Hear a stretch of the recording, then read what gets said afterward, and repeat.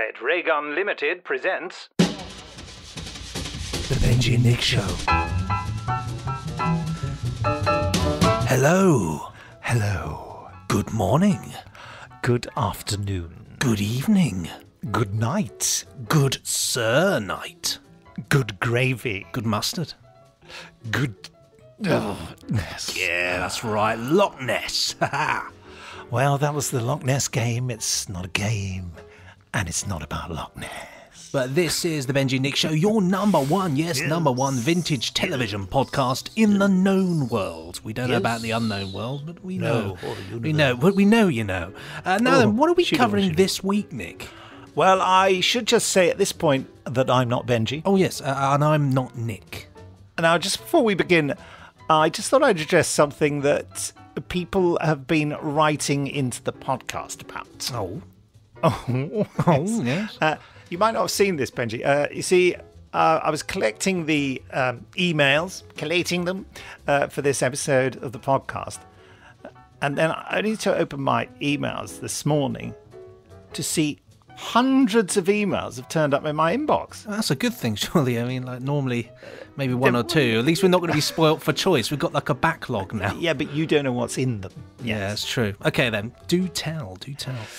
It seems nobody has heard of anything we've been talking about. Well, I mean, that's hardly new, is it? You know, mostly talk a load of old rubbish anyway. No, seriously though. Apparently, nobody has heard of Doctor Who, Catweasel, The Avengers, Thunderbirds, anything. That's just ridiculous. I mean, we recorded, like, goodness already knows how many of these that we've done in the past. Been doing it for years. I think we'd know if any of it didn't exist. I mean, how could we be doing the podcast? There'd be nothing to talk. It would just be like silence. Just be hours of silence. It's a bit unnerving, though. They're coming in all the time. Here we go. We've got one in from good old Alex Pass. Yeah. He won't let us down. He's accusing us of making it all up. Nick. I mean, Alex. Of all people, Alex. Nick, I've just Googled Doctor Who. There's no record of it. What? Just sort of comes up with articles about doctors doing things. Well, try something more obscure. Try Callan. Okay, right. Nothing. At all. Well, no, try Callan and add television after it. Okay. There's an entry for television here. The television, or telly, was an ambitious invention by David P. Television in the 1920s. The invention, a box which displayed moving images of pre-recorded video, was predicted to be a huge hit. Due to continuous malfunctioning, the project was abandoned. Benji, to the drawing room. I don't even know why we call it the drawing room. I mean, we don't even keep any pencils in here. Focus. Oh, sorry. I don't understand. We've got a DVD collection over there, see? We've got your VHS collection over there. Oh, yes. Not to mention the whopping great big television sitting right in front of us. Do you think they're having us on? Well, they must be. Oh, I knew we should have given more generous reviews to Terrorhawks. No, let's not be too hasty. Why don't we just try watching something? Death to the Daleks. Death to the Daleks. Yes, fantastic. Really nice. Yes. They'd have to be pretty clever to pull the wool over our eyes. Yeah, that's us too, all right. Sharp as razors. Right. There we go. Yeah. Try AV2. That's it. I've got it. It's a Blu-ray player. Right. It'll be on HDMI mode, won't it? God, fool. Of course. Good thinking. Good. Nick, you don't think... It's impossible. I mean, I could try my DVD of 1980s television show Starfleet, if you like. No. It has to work. Now, the wires are in place. It's all plugged in. Nothing. Do you think television really has stopped? Stopped. Or never existed. You mean we're the only ones that remember it? No. I think we're the only ones who remember it. That's what I just said. Shh, I'm thinking. Oh, I'll go put the kettle on. There's no time. We must move quickly. I can already feel my memory slipping. Like that episode of... I can't remember. Nick. No. Not you too. Got you. Oh, you swine. The look on your face. Oh, you had me worried for a moment. Oh, thank heavens. Right, well, look. Should we just get back to the podcast? I think we wasted enough time with it. I was just pulling your leg about me not remembering. The television vanishing thing. That's very real. Oh, great. Benji, fetch me some rubber gloves, a marrow, and my Fisher-Price amateur electronics kit. It's going to be a long night.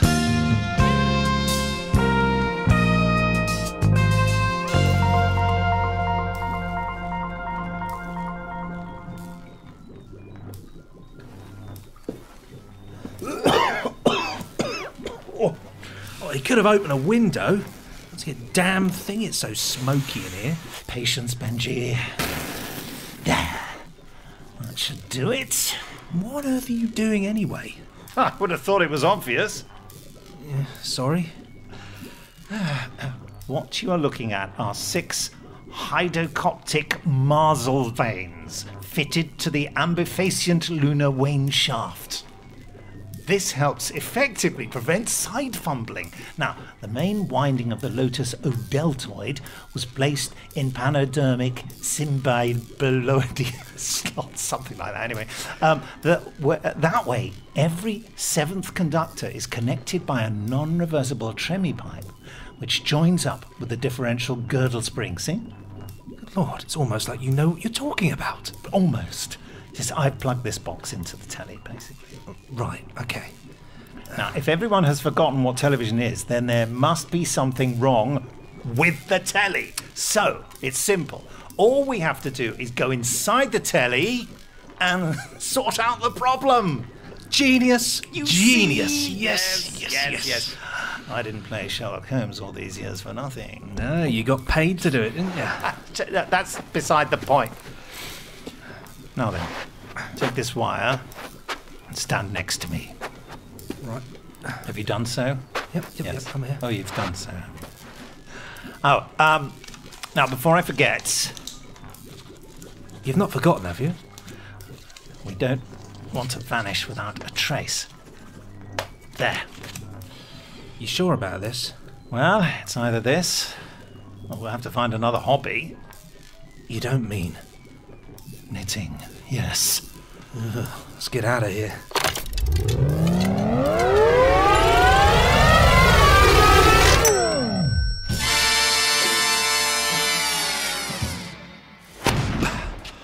Oh, it worked! It certainly did. Right. Quick. Check. Heads. Check. Arms. 2. Check. Legs. Helpful. Check. Clothes. Check. Success. Phew. Nick. I think this might be my most audacious plan yet. Nick. Yes. Underpants. Underpants? Underpants. They're gone. Oh, thank goodness we're wearing trousers. Oh, this could have been a disaster. Oh, dear. Remind me to tweak the pants circuit when all this one is done. All this is done. This done. That's what I meant to say. This is done. Well, it's done now. Right, I'm totally done. Hey, look at the place. It's like an old television centre. Yeah, sort of old 60s chic, isn't it? Bit run down, though. Yeah, well, they always are. What, even all the broken glass and smashed windows? Yeah, they have let the place go a bit, haven't they? Did you hear that? Hear what? That! Oh, that! Oh, I heard that, yes. It's coming from over there. Ouch! You all right, man? That's worse than I thought. He's dying. No, you're treading on my shoe. Oh, sorry. There we go. Now then, sit down. Had a nasty accident. Get him a cup of tea. Oh, right, yeah. There's no time. We're here about the telly. It stopped working at our end, so I thought we'd pop in, see what's going on, sort it out, and then we'll be on our way. We haven't got long. I'm getting that. Yeah, well, in that case then, we better get to work. Time is running out. God, I wonder where he's from. Well, then stop telling us how little time we've got and bloody well spit it out. He's dead. Who's dead? Telly. They've killed Telly. You've been listening to The Benji and Nick Show. Inside the Telly. Patreon exclusive. And if you want to listen to more of these audio goodies, then subscribe to our Patreon now. Well, there we have it. What fun that was. Wow. For all of you fooled into thinking television had actually stopped. That is your exclusive preview of Inside the Telly, which is our brand new Patreon exclusive audio series, which you'll get as part of the Patreon tiers, which we'll explain later. Yes. But for now, let's begin the actual podcast like this. Red Ray Gun Limited presents The Benji and Nick Show. Hello. Hello. Good morning. Good day. Good game. Good afternoon. Good evening. Good night. Good to be here. Good windows. Goodness gracious. Good weather. Good tidings. Goodness. Ha! Loch Ness. Excellent. I needed that. I needed a good win. Yeah. Been a while. Yeah, that was the Loch Ness game. It's not a game and it's not about Loch Ness. But this is the Benji and Nick Show, your number one vintage television podcast in the known world. Not the unknown world, just the known world. We talk about old TV from the past, TV you might remember, TV you might want to forget. We look over, riff, we jam, we have a little look, see what we think, and dust it off, really. Yeah, I'm not Benji. And I'm not Nick. What are we covering this week, Nick? Well, due to popular demand by ourselves, nobody else. We were inundated with emails from ourselves, you see. That's I kept writing asking myself us to about cover this. We're going to talk about the Dalek movies from the 1960s, Doctor Who and the Daleks, and Daleks Invasion Earth 2150 AD. Really, because, you know, we just forced Shelley, who will be joining us later, direct from the US of A, who, you know, she doesn't have the same connection with a lot of this stuff that we do. We watched the Daleks last week from Daleks? Doctor Who, the very first Dalek story, and we said, you know, how different the movie was.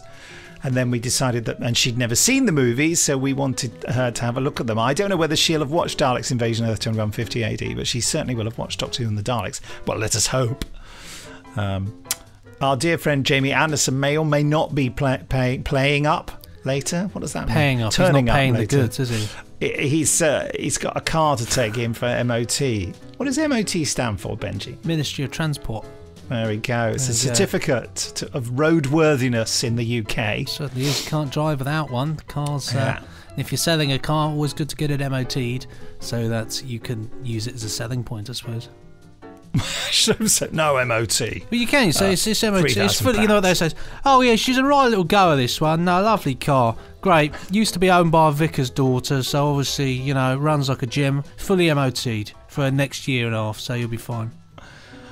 It can't be the next year and a half. It's renewed yearly. Yeah, well, I know a bloke in the office, you see, and He's had it 6 months. do you know what I mean? I got him to write in a bit of biro, just changing up a bit as well. This is good. Benji can't drive. I should note actually by this point that that's the other day I made a sweeping assumption about electric vehicles. to which you got an email in through we did, from somebody claiming and stating the true facts of the matter. That email's not in this edition. It's not in this edition, but just to really say, clearly I got the wrong idea. I'm not. Yeah, you got a right telling off, basically. I got a right telling off. Yeah, as long as they do what they say on the tin, that's the main thing. Because they come in a tin. They do come in a tin. Yeah, tinned goods.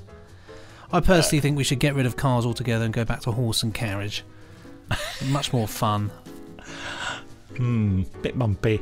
In a moment, we'll be talking about your emails sent to podcast@nicholasbriggs.com. I mean, really soon we'll be doing that. Yeah. But first, I just wanted to give you a reminder that our Patreon page is now live.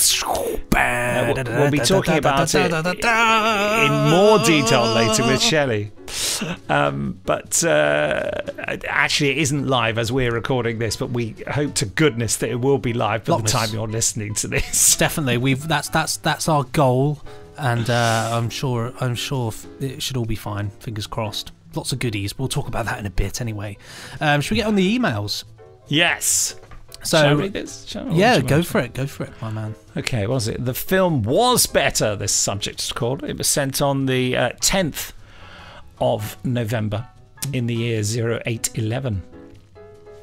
And it's from Chris Spenceley. And he says, "Hiya team. For 2 weeks now, Benji has mentioned watching Goldfinger, and then you've all been unable to think of a film that was better than the book. I humbly submit that Goldfinger is the film. Goldfinger the film is, of course, a stone-cold classic. The late Sean Connery firing on every cylinder. Honor Blackman, whom we lost this year as well, being his absolute match in performance, just as charismatic and charming and ruthless." Very good point. "It's easy to overlook that the book wasn't really Fleming at his best." Controversial.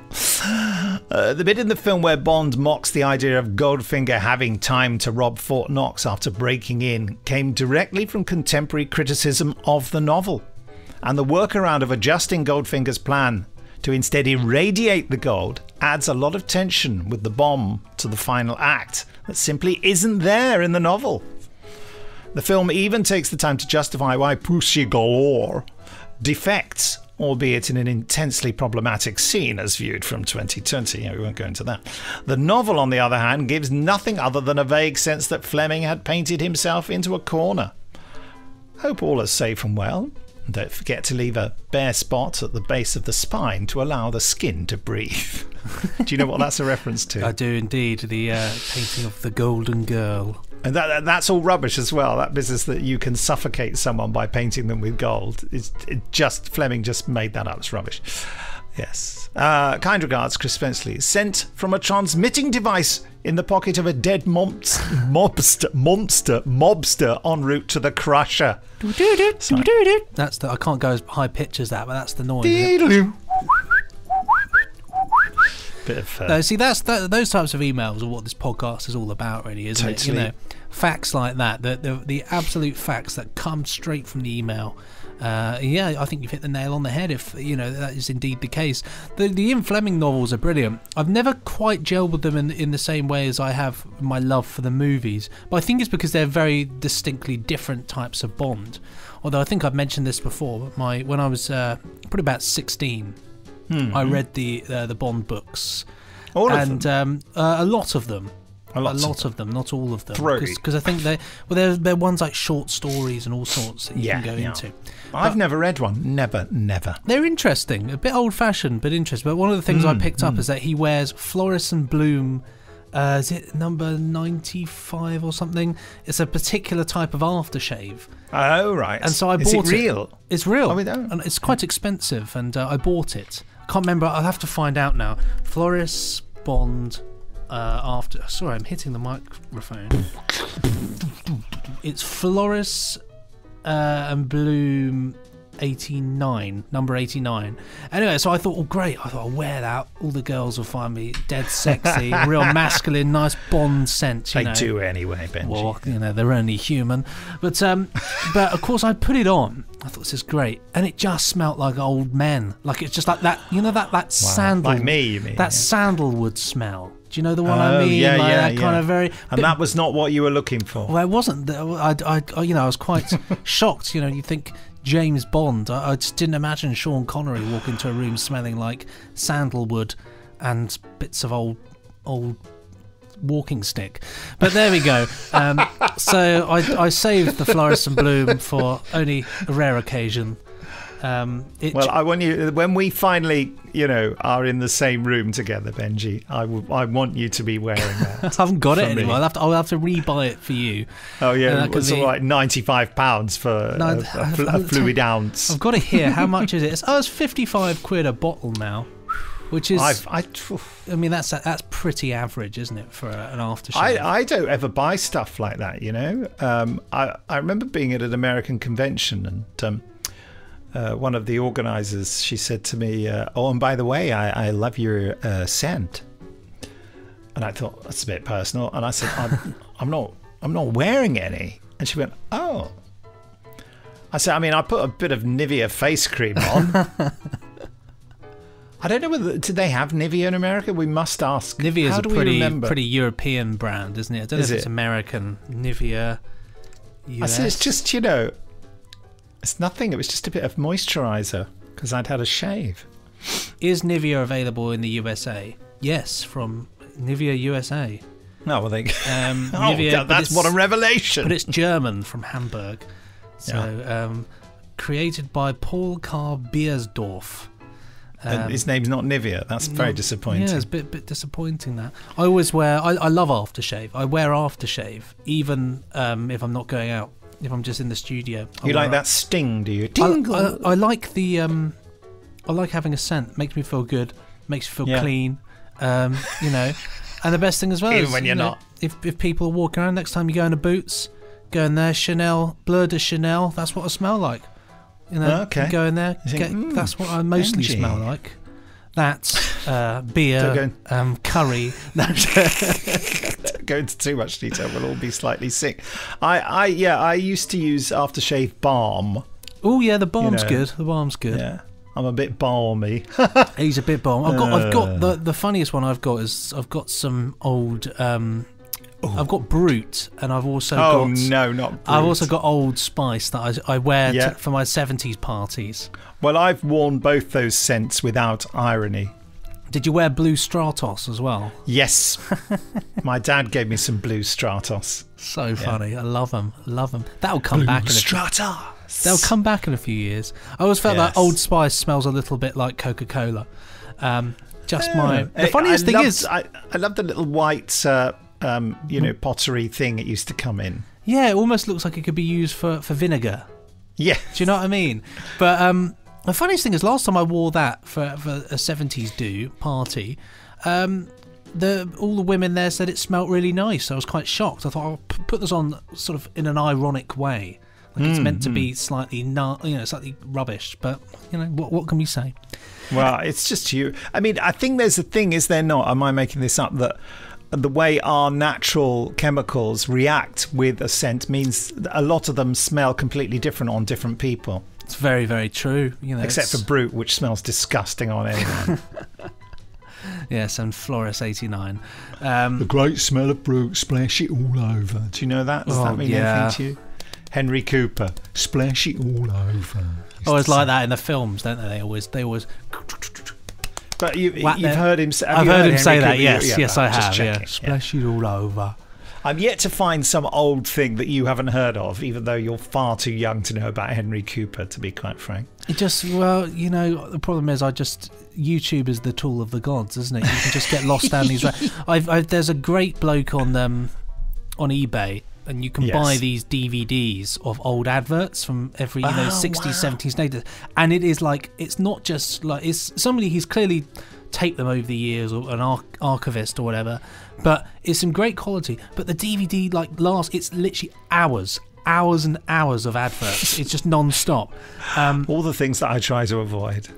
But they're brilliant. All the old ones, James Hunt doing all the Morecambe and Wise stuff, and Shake and Vac, and all these, oh my God. Bird's Eye Fish, Green Giant, all these old things. The what things. one? Sorry. No, Green Giant, the original. Green Giant. Ho ho ho ho. Yeah, so good. That's sweet corn, wasn't it? Do you want to read this next one? Yes, this one's from Phil. Subject of this is various. It was sent on the 10th of the 11th, 2020, in the year of our Lord 1904. Oh. Yeah, what a year. Hi, Benji, Nick and Shelley. I've been meaning to email you over a month following your discussion of Blot on the Landscape. That's the 4th of October, it says here. Got a better record of this than us, actually. Yeah. For some reason, this put me in the mind of Brass, the wonderful spoof soap opera from the 1980s, set around two feuding families, the wealthy Hardacres and the poor working-class Fairchilds. Do you remember it? I don't at all. Robert I've seen... Hardy. Have we said that? Yeah. Is it Robert Hardy? No, it's not Robert Hardy. It's Timothy West. Anyway, sorry. Do carry on. It's Timothy West. That's going to be brilliant, isn't it? Yes. How about taking a look at this in a future episode? I'd be especially interested to hear Shelley's thoughts. Wow, we'll have to. That sounds great. Brass starred Timothy West as Bradley Hardacre, a fact which enables me to see seamlessly into the new All Creatures Great and Small, starring his son Sam as Siegfried, which you mentioned the following week. I absolutely love the original BBC series, so approach this new version with a little trepidation, but definitely wanting and hoping to like it on its own merits. But sadly, like Nick, I just didn't. It's a shame. It has a good first episode. It begins really well, and then it just becomes pap. All these things, I wasted $17.99 buying that on Apple TV. Just watch the original. The original's absolute masterpiece. Yeah, just watch and that, the fact, as I mentioned before, that this new one, at the end, the theme tune resolves into the old theme, which was a lovely touch, but they never do it again. And I just thought, it's just, oh God, such a shame, because Sam West gives such a brilliant performance in it, but it's just this, it's horrible. Just doesn't hit the mark. Doesn't cut the mustard.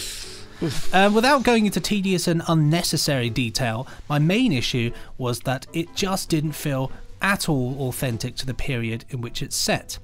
Not the look of the show, but the attitudes, dialogue and relationships. Yeah. It feels as if characters from the present day have been transported back into the late 1930s. Yeah. Now, this is something that I feel incredibly passionate about, because this happens so often now on television that and it's done out of ignorance, because people just don't know and they don't bother to research. I think there's a mixture as well. It's done out of ignorance, but also I do think there is this level of, we're so conscious of the current attitudes to the way in which we do things and what we can and can't say. Yes. That's you transport these same attitudes back in time, and it just does.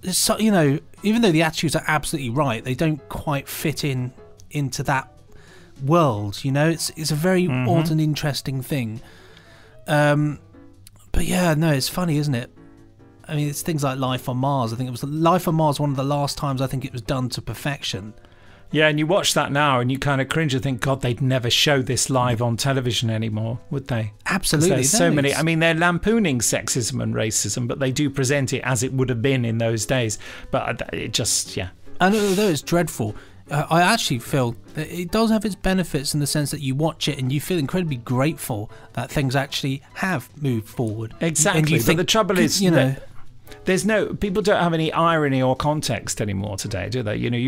If you represent a bad thing, the assumption is that you're supporting it. Absolutely, yeah, that's true. But, that's not the case. But you know what I mean? For some people, it's enough just to mention these things, and it's a shame, really. It's a very. I think we have a moral responsibility to represent them and say they're bad. Absolutely. But not to mention them at all just seems odd to me. But some people would argue, perhaps quite reasonably, that just mentioning counterproductive attitudes perpetuates them in some sense. Like the whole thing about Alf Garnett, Johnny Spate was lampooning racism, but a lot of people liked Alf Garnett because they agreed with him. I mean, Alf Garnett is the ultimate example, isn't he, really, of that, that people got behind him in the end. The general public thought, he's a lovable rogue, but then you get the people that completely believe in what he says. Yeah. But the problem is, it's because, the Alf Garnett thing is just because it was done so well. It was absolutely performed perfectly, and it's such a good performance and such a funny performance, the way that you can't help but watch it and like the character, even though he's meant to be utterly awful. And that's meant to be funny, that he's utterly awful, but people thought the racist, unpleasant things he was saying were funny. was a bit of an own goal, really, wasn't it? They liked that. They thought, oh, that's a funny way to talk about, black people or something, and it's just going, oh god. It is the most shocking thing, I think, in terms of watching things from from my perspective as somebody that I didn't see these things when they were on the TV. Have to say, and I've got the All Creatures Great and Small and In Sickness box sets. I buy everything I can, and have to say I was utterly shocked when I actually sat down and watched it at just how I just thought this isn't even funny. This is actually quite nasty, and very odd. I know, and I have to say that as a kid at the time, I didn't find it funny at all because I found it nasty. I thought, why is everyone laughing at this nasty, nasty, horrible man? I couldn't see the joke, but I was only a kid. And everyone around me, all the adults, were thinking it was hilarious. But, I have to say, no, my parents never liked it, really. They just said, oh, well, he's just shouting all the time. What's funny about that, Yeah, but I never found Steptoe and Son funny because I just found it so depressing. These people who never succeeded at anything and were sad and locked into this mutual hatred relationship where they're constantly trying to trip each other up. I just found it just I know people say it's an absolute classic and it's brilliant, but it just makes me feel sick in the pit of my stomach when I think of Steptoe and Son. Awful thing to say, but I don't have a huge relationship with that particular sitcom. It's not one that I've grown up watching, so I don't have that same affection for that I might do with other things like Tony Hancock or even Some Mothers Do Have. No, not Some Mothers Do Have them. That's oh Christ! I don't like that. No, what's it? I don't much like Tony Hancock. I know you're rather big Ain't on him. Our Mum is the one. I love yeah. Tony Hancock. I think he's fab. I think he depresses me as well, and the fact that he never learned his lines and you can see him reading the cue cards, that irritates me too. Yeah, that is. He's one of those actors that he gets away with it. Even you can see that he's laughing because he's like, I don't know what to do. He gets a bit flustered, and you find it quite funny. But he was also a monster, apparently. He was because he suffered from terrible depression, and that made him quite difficult to deal with. As we know, he sacked Terry Nation, which is why we got the Daleks. Yeah, I'd say took one for the team there, old Terry, didn't they, really? I should probably continue with this email because we've tangented to the hills. And yes, I feel poor Phil must be sitting there thinking, oh, I just can't get on with it. Particularly jarring for me was the character of Mrs. Hall. I do appreciate that the creators undoubtedly wanted the show to be less patriarchal. I can't even say that word. Patriarchal. To give a strong central female lead to set against James, Siegfried and Tristan. But she's their housekeeper. I just don't buy her sitting down to breakfast with the others and talking with them as if she were the head of the family. Yeah, they've completely distorted the relationship in order to give a woman a strong role. And she does it very, very well. I mean, this is a terrible thing to say. I also think she's far too pretty. Wow, okay, yeah. Well, still, it depends what the roles are, though. It's different role in this one, isn't it, really? Yeah. So I'm afraid I gave up after just 2 episodes, but I do have the DVD box set original version to enjoy all 89 episodes. A Christmas present last year, perfect for lockdown, absolutely. The pacing would doubtlessly be far too slow for many nowadays, but this gives the characters and the situations time to develop, so that the humour and other responses arise easily and naturally from what we know of them. A true classic. Finally, on another topic entirely, does Nick remember The Desert Crusader? We've talked about this before, haven't we, Nick? Or even if it's just you and me, I think we've talked about The Desert Crusader.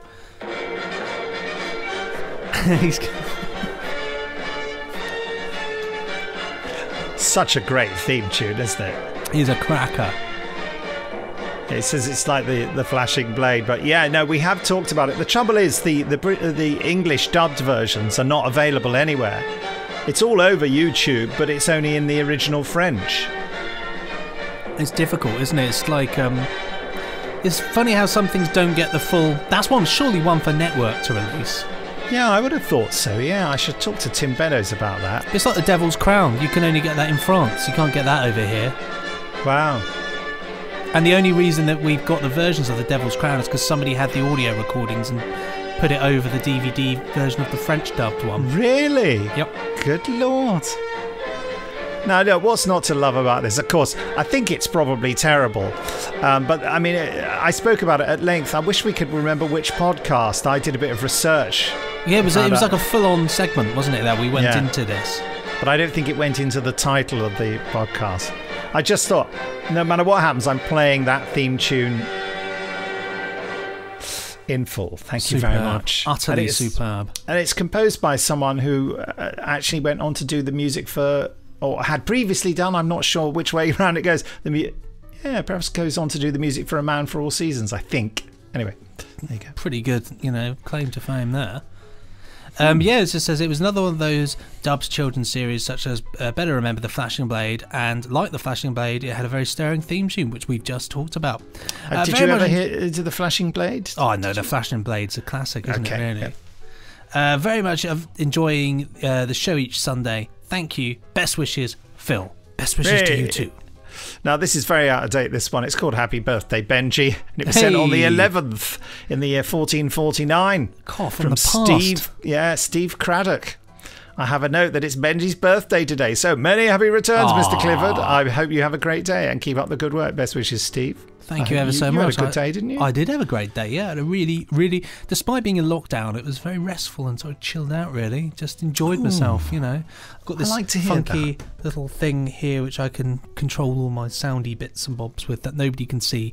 But the video impressive. People could see, but it's wired in and I don't want to unplug it in case it sends this recording into chaos and destruction. I don't know, it's not turned on, so I can...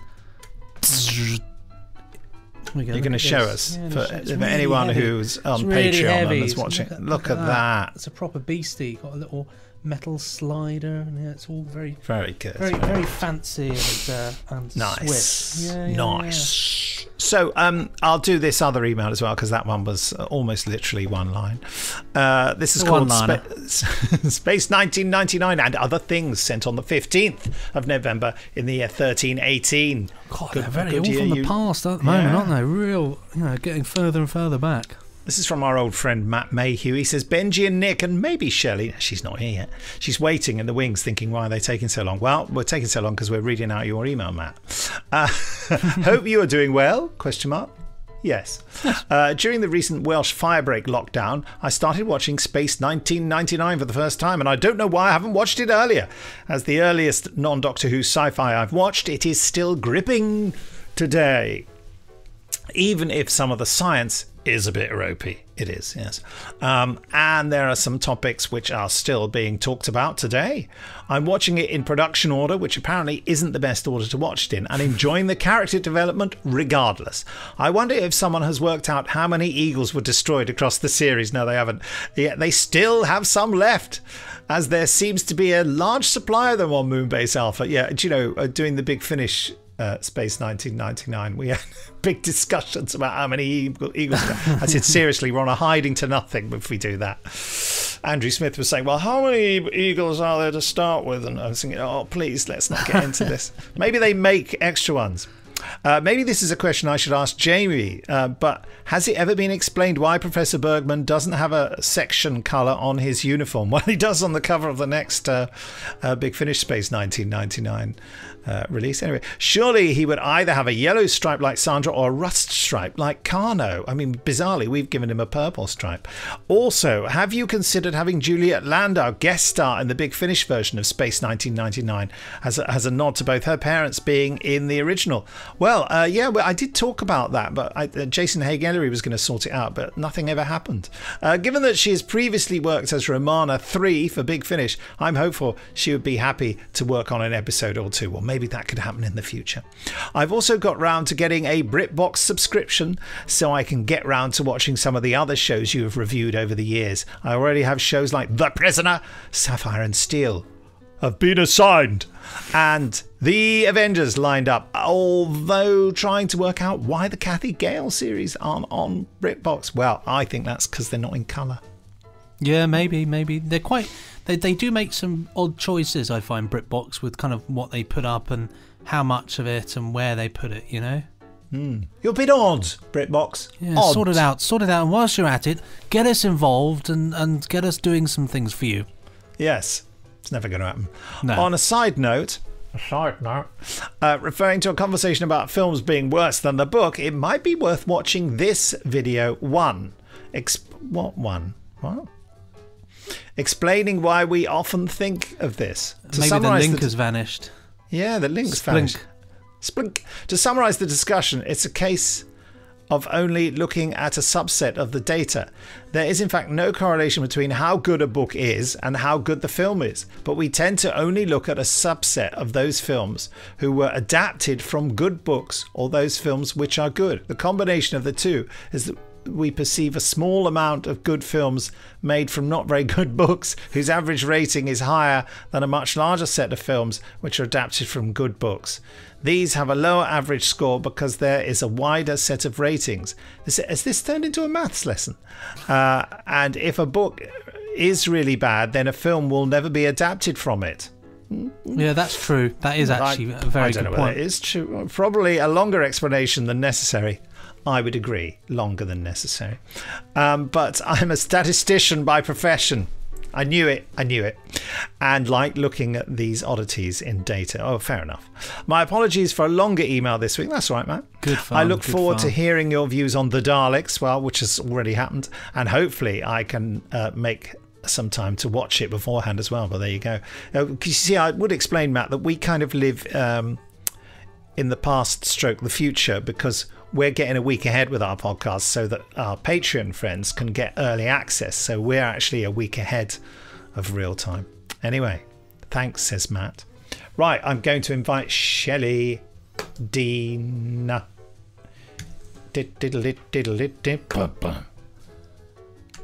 Just type her name. There we have it. Yeah, we're only just a few minutes later than I said we'd be. So see if she'll turn up soon. She's gone out to do the shopping, hasn't she? She's just given up. Oh, an email's arrived. Oh, interesting. Oh, it's an interesting email for next time. I won't read it out now. That's such a ridiculous tease, isn't it? It's good enough for me. I've written, what are the tiers for Patreon? And I've spelled the incorrect. I noticed that, tiers. yeah, and I was thinking, why are we talking about being upset or something? What are the tiers? It's so emotional. Well, that was called Typing Quickly. Typing. My name is Typing.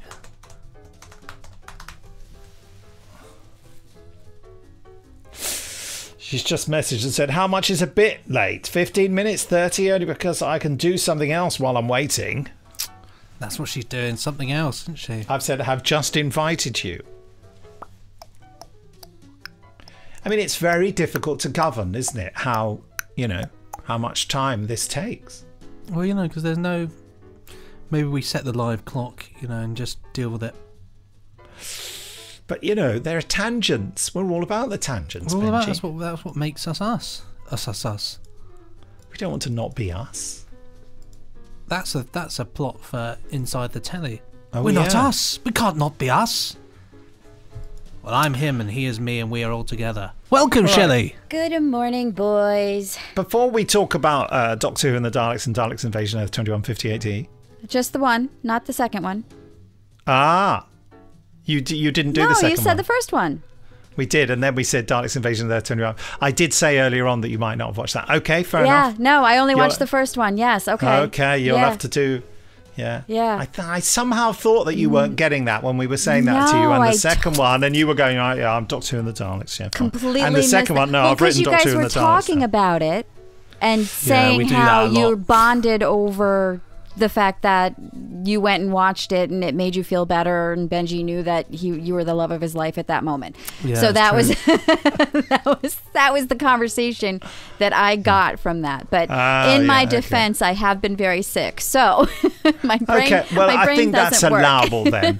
It's the radiation ridiculous sickness. you see. excuse. Did you find the Radiation drugs sick- outside the TARDIS? That's exactly it. You know, in the film, they're inside a small tin pencil case. Yes. A blue tin pencil case. A blue tin pencil case. Benji wouldn't know because he's colourblind. Now, before we do that, though, let's talk about Patreon. Yes. Which, all things Bright and fingers crossed beautiful. will be. Shelley's crossing her fingers. Will be live, on the 29th of November when this comes out. Yes. Can we just talk about the tiers and what they are? Let's not talk about money, but let's talk about what's available. Well, I think it is important to list the financial things for the tiers, just so people know really what they're getting for what they put in. People have wanted it for a while, and people have requested us to go down the route of a Patreon. Naturally, because it's us and we have fingers in a million different weird pies. It's taken us a while, but we have got round to it, and we're rather excited, and it'll probably be a bit of a belt and braces job for the first week or so whilst we get belt it together. Belt and braces means supported by two That makes sense. Yeah. We call them suspenders. No, but what I mean is the phrase. I know, belt and braces, I get it. I'm explaining it to Benji because he's used it in entirely the wrong context. Oh. Well, no, I was thinking, it's in a way, I'm using it in the term of it might be a little bit sort of, we're trying to get it all together. That's not what belt and braces means. Flying by the seat of our pants. Yeah. Do you guys use that? That's a good one. That's what it is. Yeah, belt and braces means it's secure because you've used two secure ways of doing. So the opposite of what we. The opposite was. I was thinking we were trying to secure it by a. It basically means your trousers are held up by a belt, which is fine, and braces just in case the belt fails. Well, my idea is that we've got some dodgy braces holding it all together. is the best way that's how I kind of thought about it, And the belt buckle's not so great, so it's a bit like we for the first week or so we might be using masking tape when we could be using duct tape. That's what I was kind of thinking. Do you know what I mean? That's a much better and more concise analogy. Yeah, we're kind of a more not duct, but masking. Yeah, that's what we're doing. Anyway, yeah, what you're saying is our trousers may fall down metaphorically. That's what I'm saying. Yes. That's exactly what I'm saying. No, they're still on. It's fine. Oh, thank goodness for that. I was slightly worried. You have to fix that trouser circuit. But anyway, so let's talk about the Patreon. Patreon. Is it French now? It is. Patreon. Isn't it pronounced Patreon? It is pronounced Patreon. That just worries me that I've got it wrong. I call it Patreon, but I've got my old annoying American accent. Everybody I know has called it Patreon.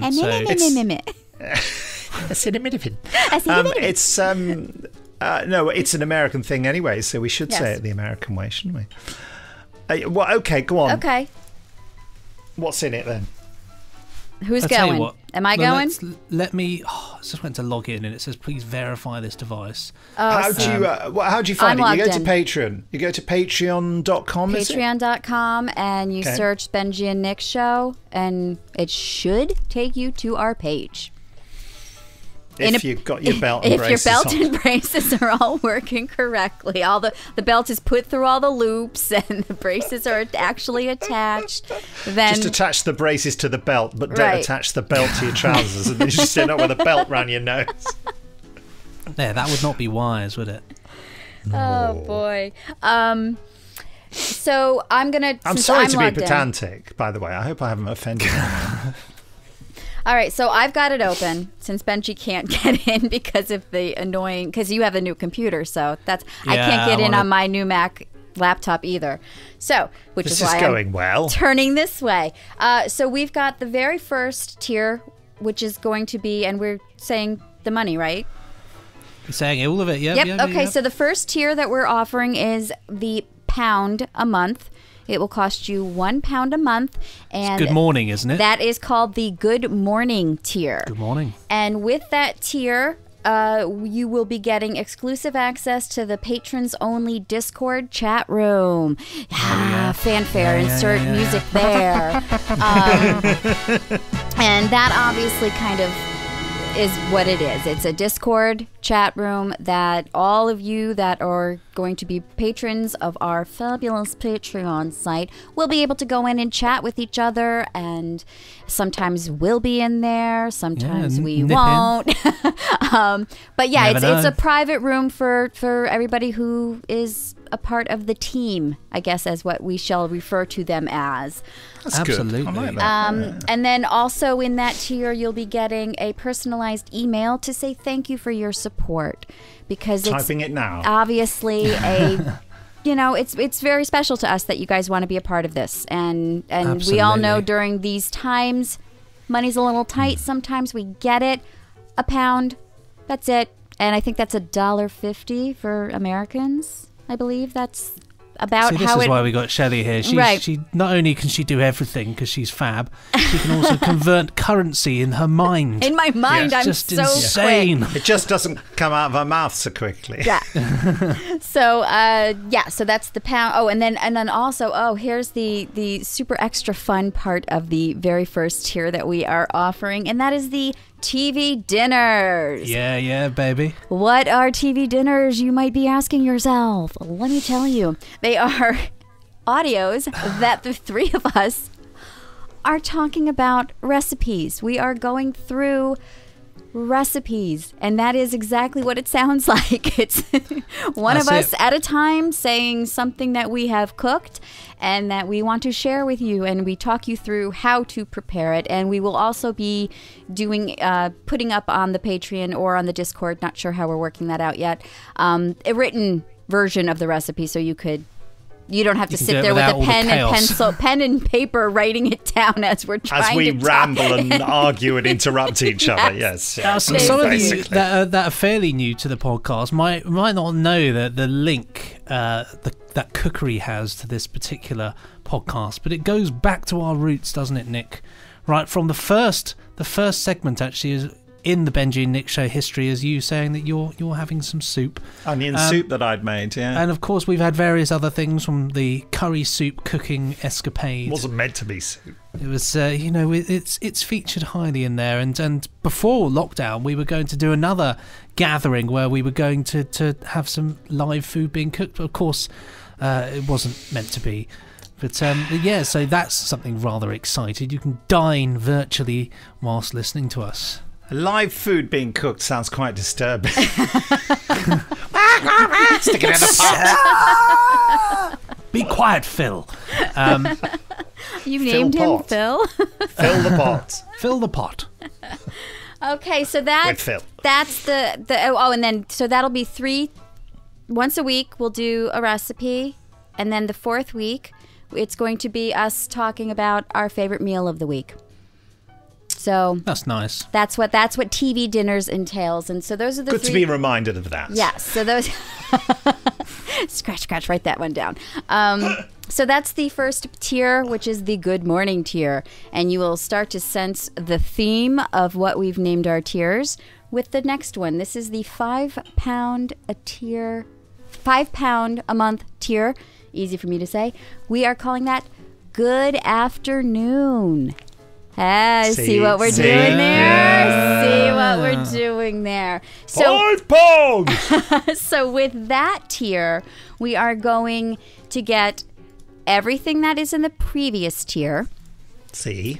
And then also you will be getting early access to the podcast. Week early. Week early. So that's why we're in the future. Right. Hoping that Patreon will be live by the time this goes out. It will be. We say Fingers it crossed. It will manifest, and it will. So that's the super extra awesome. You'll get a week advance of the podcast. And then There is going to be discounts off of the merchandise that are going to be for sale in the store on nicholasbriggs.com, and that will include everything that's there already. And then we're going to be creating a bunch of Benji and Nick Show merchandise, t-shirts and mugs. And then we will fill out the, as we go along, we'll see what you guys want, what will be worthwhile for us to put our name on and do ask and do tell us, Tell us. if you guys think of things that would be great, if you want stickers, if you want badges, if you want a hat, a dress, a pillow, anything with Nick's face on it so you can go to sleep and hug it. Oh my God. I want a dress with Nick's face on. There you go. Well, so that's you'll get an embarrassing position. Yeah. You'll get 5% off discount codes to use 4 times a month. Yeah. Is that what we I believe, have I do decided believe on? so. Yeah. See, this is all a work in progress, guys. No, it isn't. It's definite. No, it's for sure. So Definitive, you might that's say. that, and then for another reward in that tier is you're going to get the ability to participate in polls and voting on show ideas. So we'll be putting stuff up on Discord that you guys will be able to vote on. The power can be in your hands, in the tip of your finger. You can choose what we might be watching. Right. You might want to. In the tip of your finger, did you say? You might be sitting there and think to yourselves, It's in the tip of my finger. You might think they need to suffer this month. We're going to make them watch another episode of Terrorhawks, and it could happen. It could happen. No. For pity's sake, man. Pity's sake, man. That should go on a T-shirt, shouldn't it? For pity's sake, man. Absolutely. I already have that one written down. Don't be a fool. Well, we also have. We certainly have. My favourite one that no one will remember from a few podcasts back is I'm Ian Bannon. I'm Ian Bannon. I predict that no one will buy that one. Maybe. But, prove me wrong.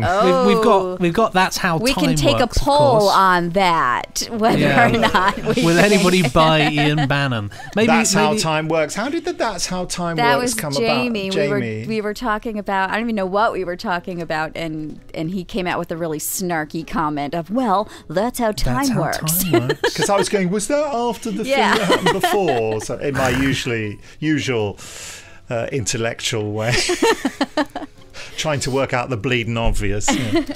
And then the last thing in that tier, last but not least, of course, is the exclusive access to the video of TV dinners. Yeah, that's right. Wow. So you where you want to see watch me us stirring the pot. Or see us just talking about our stuff. And me constantly going like that every time Shelley says something. I go, can I? He's raising and Benji his hand. goes, yeah, he's got his hand up, Shelley. What? He's busy reading the blooming recipe. Yeah. So you will, so those are the things that you're going to get for the second tier, which is the £5 a month. Good afternoon tier. Moving on to the good day tier is £10 per month. And again, everything that's in the first tier and the second tier, you will also get in this tier. See? Up to and including access to 1 exclusive audio commentary per month. We're doing And Bless that you. just so exciting. so much excited Benji that it exploded out of him. He's allergic to it. Just can't. Yeah, I'm He's allergic to that much tier. excitement. Yes. So what that is pretty basic. We're gonna do, instead of doing a podcast with an audio commentary, we're gonna do just a straight audio commentary of your favorite Doctor Who shows, Yes. other shows. Those are You things name that it. you'll be able to suggest to us because We've done a couple already, right? Yeah. So that's They're in the bank. Yeah. Yes, so the audio commentaries are going to get 1 of those per month. And then moving on to the discounts on the merchandise for this tier, you're going to get 10% off. It's a good amount off. 10%. Yes. And then also with this one, you're going to get an extra special. And let me say that it is going to be extra special. Oh, I've forgotten what. It's going to be a shout out once a Yeah, month on the that's podcast. Bang. So it's going to be extra special in only the way that we can do it here on the Benji and Nick show. That's right. We'll do it like this. We'll put the microphone really close to the video. Yeah. And just go, hello! From a distance. Yeah, I'll put a duster over mine. There we go. Okay, and then moving on to the last thing in that tier. Okay, this is visual, guys. They're doing antics. You get an extra element of the podcast. Yeah. An extra elephant of the podcast. And in this tier, we're going to be offering an exclusive Benji and Nick Show digital profile photo frame. That's right. You get that little mark, show that everybody that you're a member of the gang. Yep, and it'll have the tier name that you are a part of on that badge. So that's that on that tier. And then moving up to the, what do you guys think is the next name of the tier? We've had good morning, good afternoon, good day. It's going to be goodness, isn't it? It's going to be goodness. It's got to be goodness. Yes. I mean, it could go on forever, Yeah. technically. We could actually just go up by £1 every time and just keep the game going. But we, if I don't even think Patreon supports such madness. So this is the £25 per month tier, and this is the goodness tier. And again, with everything, you get all the other previous tiers. So everything I've already said, if you go for the £25 per month, you're going to get all of that stuff.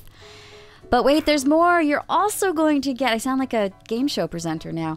It's good. Spin the wheel, Shelley. I'm my Vanna White pointing to letters. Exclusive video of the weekly podcast. So you'll get to watch us. What's the madness? Look, nobody listening can see me doing this. Yeah. Oh, what you're missing out on. I'll tell you what. Look at that. Nobody knew that I had a hood. That's right. Yeah. Yeah. So. Makes me look like I've got the world's most massive head, doesn't it? Yeah, it does. Look like a Zygon. A Zygon. Oh dear. So the exclusive video of the weekly podcast, which you guys had a taste of. I believe we put one out a month ago. I can't. Yes. Time is irrelevant to me. That's how time works, right? So that's right. It might look a little bit different. Way. The video put up was we did it in a different way, and we had the sort of snazzy looking thingy. But to be honest, we just decided it was getting so sort of troublesome trying to do it that way, because obviously we're recording through the internet and it all goes out of sync. So we're just absolutely just uploading the Zoom video, so you can see us in all our raw glory. Yes. Rory. So okay. Okay. Yeah, go ahead. Oh, were you going to say something? I was just going to say Ken Bentley says hi, Benji. Oh, hi Ken. How's it going? Okay. All right. Just that sent a was text. important. It's a big. Yeah. That was a Shelley language for shut up. Let me get through these tiers. Okay, so then with that, we're going to go on to the discount for the merch on this tier. You're going to get a 15% discount. It's all adding up. You see that Ian Yes. Bannon shirt just gets more and more affordable every day that goes by. Okay, and then the next thing on this tier, we're going to be giving you exclusive audio of the podcast After Party. That's right. Let's tell them Very what fun. the after party is, boys. It's Well, when we keep talking. We just keep talking. We riff it. You know when the podcast ends and you get all sad, you think, oh, I've got to go back to the real world now. What if you didn't have to go to the real world? What if you instead went down a little rabbit hole with us in which we will talk about anything? Now, we pre-recorded a few, haven't we? Yes. And they, So they really are. if you join, you're going to get a whole load of them in one lump. You're going to get a big wallop of different topics. Big wallop. But and the beauty of this is through the power of Discord or Patreon or however we choose to do it, you'll be able to choose what we talk about on the after party. Yep, and that's So it's not also gonna in be this a tier. case of- That's the next thing in the tier. There we go. I Yep, read your mind, Shelley. you did. That's the power. Is that you can after, because we don't stop as well. It's not a case of we will sit down and do the after party when we want to. When we finish this, we keep it going and we head straight into the next one. So you'll catch us off guard, and we'll talk about that for a while. Yeah. So as I'm just going to go down the line, he just said it. The ability to submit topics for discussion for the podcast after party is also on that tier. And then also we're going to be doing an extra special birthday shout out for people on this tier. So if it's your birthday, Happy birthday! we're just going to take a moment to just say happy birthday, to the people who are supporting us at this tier, because obviously it's a larger amount than the pound, but we appreciate it all. And okay, so here comes Inside the Telly. Biggly boo, biggly bay. That's right. Well, you would have heard it at the start of this podcast, and some of you might have thought you'd wandered into a strange part of the universe that you didn't know existed. Inside the Telly is a little bit of madness that we've talked about for a while. That's exactly what it is. Me, Nick, Shelley, occasionally Jamie are going to be transported into the wonderful world of Inside the Telly, where we solve the mystery of what happened to the telly, who killed telly, and how the ruddy heck can we bring telly back. And it leads to all kinds of harebrained, crazy adventures in all your favourite genres of telly. It's a bit of madness, it's a bit of fun, and jolly good fun making it as well. Yeah, as Benji said, you've heard a preview of it at the top of this podcast. So if you like that, get involved, because it's only those in these tiers can get it. Yep, it's exclusive to Patreon. It's not going to be available anywhere else. So if that's not an incentive, I don't know what is. Absolutely yes. Sorry. Well. I love that. Okay, so that closes out that tier. Now we're going on to the very last tier of our appropriately named tiers. And this tier, ladies and gentlemen, is called Loch Ness tier. I see what you did there. Yeah. Yes, and it's going to be £50 a month. And for this, for just basically that's couch change, right? I mean, you just find that in your couch once a month, right? Doesn't everybody find that much money? Yeah. My couch is made of gold. Right. So this tier is £50 a month tier, and of course, you get everything that I have already said. So that's a whole heck of a lot of stuff you're getting for £50 a month. But wait, I can't even remember when you began. You wanted That's me how to do time that? works. I mean, who am I? So, but also in this tier, there's going to be some extra super awesome stuff. So with this one, you're going to get exclusive video of the after party.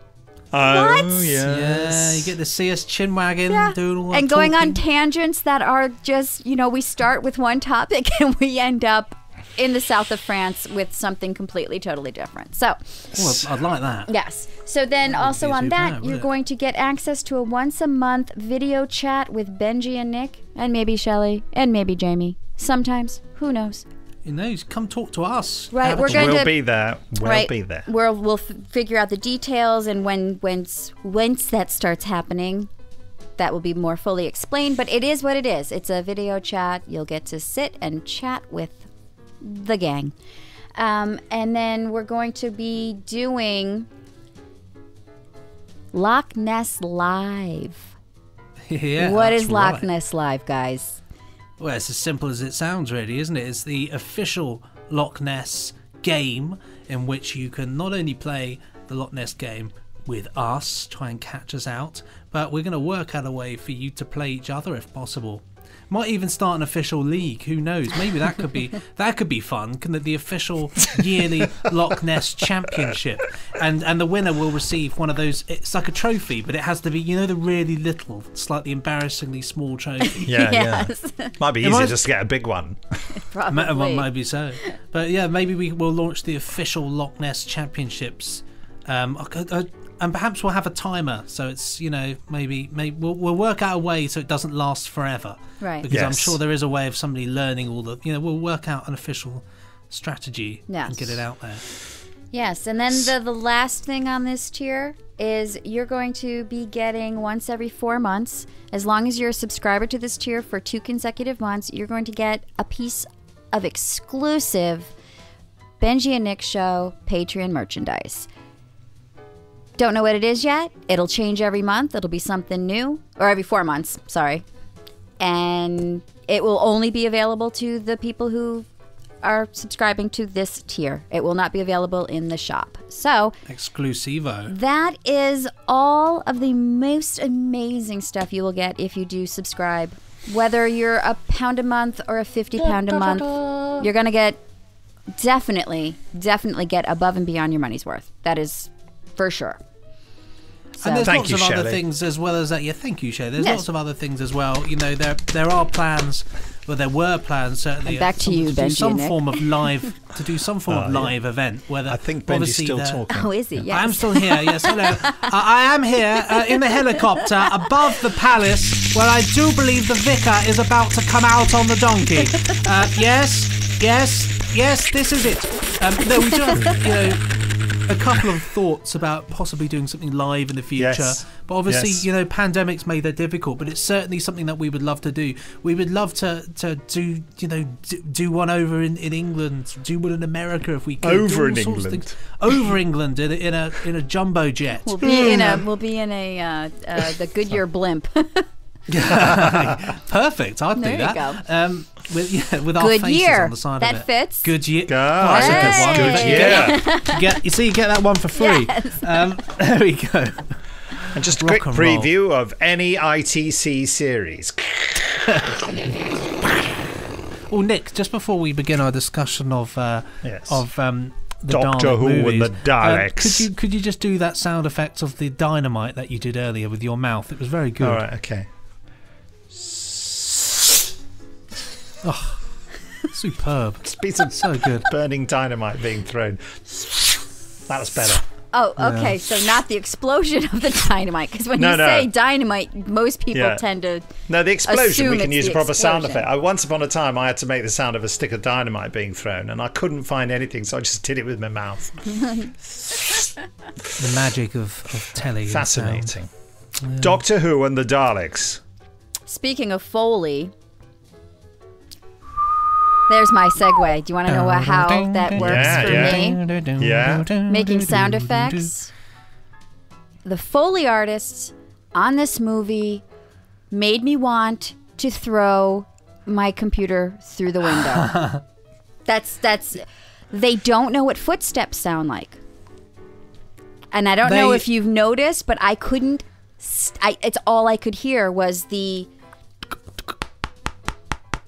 But on metal sound. Yeah, When they're yeah. when they're on the Dalek city, I get it. That made sense because it was metal ground. They're Yeah. walking around TARDIS. I can't say. It's hard to say not the TARDIS. It's TARDIS. But anywhere they were walking in the very beginning, it was the most horrible sound effect of footsteps. But that's all I'm going to say about that. I just needed to say that because you were talking sound effects. I think that's a They're very valid. prominent. They're Yeah. very prominent, but I love the crispness of them. I think the thing about it that makes it stand out more than it would normally, this is so geeky, but I'm going to say it anyway, is that the type of reverb, the echo that they're using on the footsteps is a spring reverb. So it has this sort of slightly sort of drain pipey, slightly sort of it's like a hollowy, echoey metal, like on a tin roof. It's like something absolutely clicking down on a tin roof sound. But and that's just because that's what they had to hand Right. in that time. I've got an amp from the 70s over here, and it's got a spring coil reverb inside it, and it is what it is. It's just, you touch the spring and it goes down.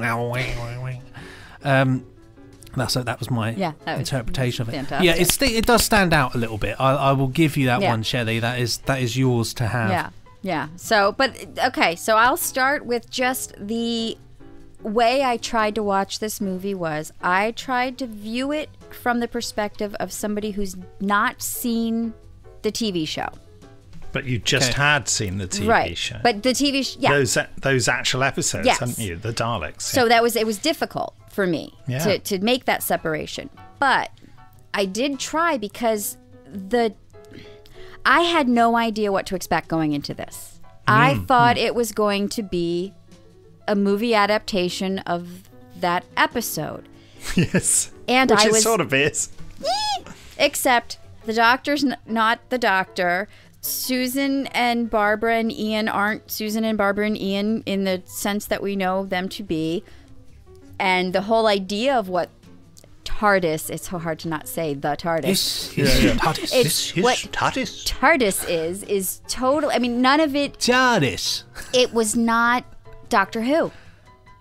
No? It was not Doctor very Who. different. So, but that being said, I enjoyed the movie. did enjoy it for what it was, but not Doctor Who.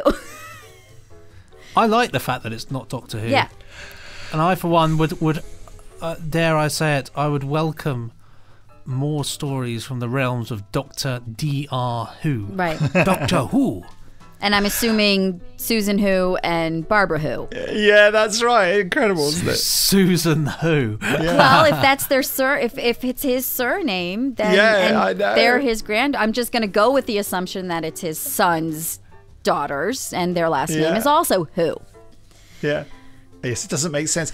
I mean, Do you sorry reckon he to lives in the interrupt you, village of because Who? I think this has to be more about how you perceive it, because Benji and I have Well, of course, well, spent our that's- lives talking about it. But Right. the thing I wanted to say was, at the time, it was enough like Doctor Who, because you coming to Doctor Who in the 21st century, Doctor Who is very much about the Doctor and the mythos of the character. Right. Back then, it wasn't about that. There was no mythos about the Doctor's character at all in 1965. So he wasn't was just an a bloke in a alien TARDIS. from- Well, they'd hinted at that. Right. But they hadn't really said anything. No one knew anything about the Doctor. What it was about was arriving in the TARDIS and having an adventure. Right. So that movie was enough like it. Yeah, making a movie of Doctor Who now, they would absolutely do that. And also they wanted to make it family friendly. And of course, you know, in the Daleks, there's all this residual stuff about how Barbara and Ian feel like they've sort of been kidnapped. Right. And they're quite angry with the Doctor and all that. You can't start a movie like that without having done the first story. So they had to create some quick, rather twee story. Oh, they're living at home in a nice house. He's invented this thing. That's fine. We can't say he's escaped from a planet a long time ago that he's vague about that. What kind of explanation is that? No, he's invented it. The boyfriend comes round, accidentally activates it. Bada boom, we're into the adventure. There you go. Right. You know. Right, and that's why I said I for taking that for what it is, I loved it. I did. Okay, love is a strong word. I really enjoyed it for that, because it as a standalone, it made sense. That was my point. That even though it had nothing to do with, well, it did, but it didn't. It's such a weird dichotomy of. It is odd, isn't it? It is, but it very isn't. It strange. is, but it isn't. It's Daleks. It's sort of Doctor Who, but it's not. And you know, so. But there were some things about it that I don't know. Maybe this is controversial to say, but Be controversial. I really liked Susie as a little girl. She's great, isn't she? I really liked the character. I liked the character more younger, but with the same kind of intelligence. I felt like this Susan, and I can't really speak to it because I've seen only a few of the Susan on the show episodes, but I felt like this portrayal of Susie being this precocious 11-year-old or however old she was supposed to be, being so smart and so, knowing these things. And I didn't feel like that our regular Susan was of that intense intelligence. Yes. But I may be wrong. I don't know. It's a different, it's more of a problematic teenager in the TV series, whereas they've made Susie bright as a button, haven't they? Oh, she's just sharp and it's as a really tack. Roberta. It's Roberta All these Tovey's. It's Roberta Tovey's performance, isn't it? She's and it's amazing. very telling. She's the only one. Amazing. She's the only one with Peter Cushing who makes it into the second movie. Oh, okay. They changed the others. So she does make it her own, doesn't she? Really? Bright as a button. Well, I Absolutely did brilliant. read in the trivia as I was looking stuff up that the director said, "I'll give you £1 if you can hit this in one take," and that kid was like rich at the end of it because she did everything in one take. So apparently she's just this absolutely talented. She didn't spend it though. She didn't spend the money because in the documentary Dalek Mania, she actually gets out the little pouch with the money in. Oh, I'd forgotten that. How cute. Yeah, it just goes to show that she clearly it must have meant an awful lot to her to want to keep that money. yeah. I mean, she got paid for the she job. was probably so proud just, that the way she earned it was by doing her job really well, and probably, I mean, I don't know any of the other actors, but the guy. Did you know Peter Cushing? I mean, I know Doctor Who. know of Peter Cushing, and I've obviously heard his name in conjunction with people who have played the Doctor, which I now can officially say I don't agree that he played the Doctor, because he didn't play the Doctor. But he played Doctor Who. He played Doctor Who. Who. Yes. This is TARDIS. TARDIS. But Susie I liked her so much, which then leads to not liking Barbara at all, and really, really not liking Ian. I don't know. Was it supposed to be a comedy? What the heck was all of that ridiculous Jerry Lewis slapstick ridiculousness? I love it. Yeah. I love Roy Castle they so put much. the comedy in because they thought that it would make it more family friendly. Oh, it was so like a like. Like, that's what he was required to do. Yeah, soft sentence. I'd just like to tell you, Shelley, that Roy Castle, who played that, he's sadly no longer with us. He was a British national treasure, wasn't he, Roy Castle? Absolute And for icon, years yeah. later, he used to do a show on BBC One for kids called Record Breakers, and he was an incredible song and dance man, as you can tell from the way he throws himself around. But he is that. Incredible That's trumpet his player as normal well. shtick, is to be that kind of bumbly sort fumbly. of not as goofy as that. You know, he's Okay. a great singer, a tremendous trumpet player, and a phenomenal tap dancer. Right. There's a clip of him on YouTube on the Michael Parkinson show. Have you ever heard of the Michael Parkinson show? What's the equivalent in America, Benji? I suppose the Johnny Carson, is that his name? Is it a talk show? A talk show, yeah. Is it Aspen? Yeah.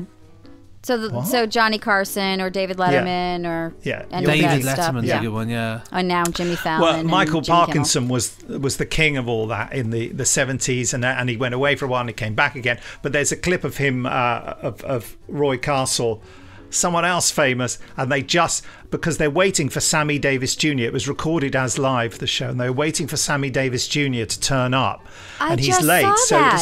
So Roy Castle just starts improvising, and then Sammy Davis Jr. comes on because he knows Roy Castle, and they start improvising together. He's remarkable. He was a remarkable man, Roy Castle. I just saw that video. Somebody posted it on Facebook or somewhere. That's right. Like a few There weeks we go. ago. I didn't make that connection. That was well, because he's much older in that clip. Yeah. Oh, that's fascinating. No, I mean, I'm not criticizing him as an actor or anything like that. The way they wrote the character is basically. Yes. I mean, he played it the way he played it, but because it was written that way. They said to him, "You're the funny guy, and you have to bump into the door and fall over." But we lost it in the middle of the story. Yeah, well, that's the trouble, because the story is actually serious and quite depressing, isn't it? It's about people dying of radiation poisoning, and then a master race wanting to wipe out all the weak people. So it doesn't lend itself to comedy, does it? No, but it starts with him, obviously, the crazy when he knocks on the door and Susie goes and gets it, and he comes stumbling in, and she's like, "Oh, nice of you to drop in." Like, just immediately, I was like, "Oh, okay, this is how we're doing this." So, but then they go on the adventure and all that stuff happens and blah, blah, blah, blah, blah. He's none of that. The only slapstick moment he had in that was the trying to open the door and having to sit down on the thing. Which doesn't make any sense at all. Right. So, but the sitting on Why would the Daleks have a door operated by sitting on it? Utterly ridiculous. Right. So that was that. I'll had put that my moment. sucker on that. But then at the very end scene, he had another little clumsy, trippy thing happen, and I thought, okay, we're back to that. He walks into the TARDIS door. Yeah. So it just, I don't know, when films insert things to maybe get a certain sense of, oh, this is a comedy. It's not just a sci-fi, kids. It's, I don't know. So that family movie. It's a family movie. Yeah. It wasn't unique to those Doctor Who movies. It was a common thing in films around about that time that they would do a relatively serious story, usually some kind of genre-based thing, and there would be someone who was the comedy character. Sometimes they'd even have someone who'd sing a song. Right. You know, and there'd be a song in the middle of the movie, and some guy would go, "I just wanna fly," you know, and off it, and you think, what the heck is this? Well, I'm surprised then that Ray Castle didn't do any kind of tap dancing while he was trying to open that door. Or I bet they were one script conference away from having him sing and dance in it. You know what I mean? There is behind the scenes footage of him and Peter Cushing dancing around on the set of the city. Yeah, doing not tap dancing, but like kind of ballroom dancing. Yeah, I didn't know that. Oh, you must send me a link to that. It was found a few years ago. They found the footage. Oh, that makes my heart sing. Anyway, sorry, back to you, Shelley. So, I guess just all in all, I enjoyed it for what it was. It got draggy in the parts where they, were storming the castle as the coming around the back, and it took them way too long to climb up that mountain. I didn't think that. And yet it takes a fraction of the time that the TV series takes to do it. The TV series does that over 2 episodes, and this does it in about 10 minutes. And you found it draggy. Right, because I got spoiled. I got spoiled watching the movie because things did move quicker, and the storyline moved so much faster than the 7 episodes. 7? Was it 7? 7, Was it 25 episodes? Of the 25 the TV years. series. Yeah, are we still watching it? So I think that speaks a lot to how spoiled I got watching the movie, because it did move faster, and then getting to those parts, it was just like, okay, climb up the stupid mountain already. Did you calculate how long that 100 rel countdown took? Oh, Jesus. I won't even get into that. It took a lot longer than 100, didn't it? You know, they leave them on 40 or something. They go away, have what feels like 10 minutes of adventure, comes back, 37. You're like, what? Still going on. But that's how time works in the Dalek City. Hey! There you go. Hey. I've sent a link into the Zoom chat if you want to see the dancing. Oh, should I watch it now? Yeah, just watch it now. I want to get your reaction on camera. Just a little jig. A little jig. Oh, it's got Marcus Hearn talking about it.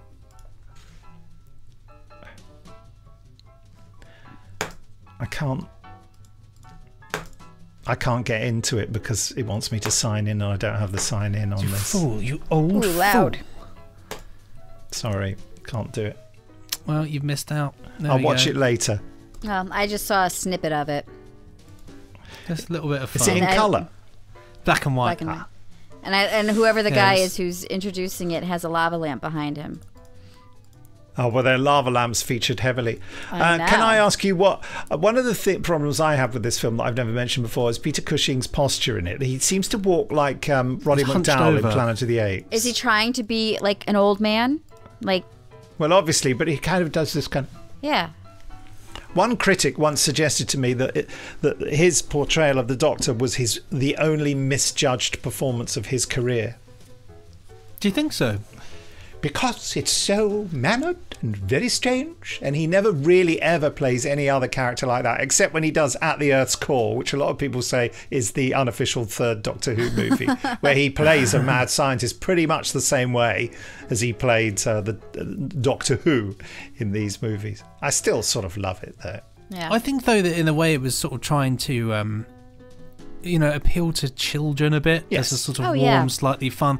Because the film is, he's so used to being in.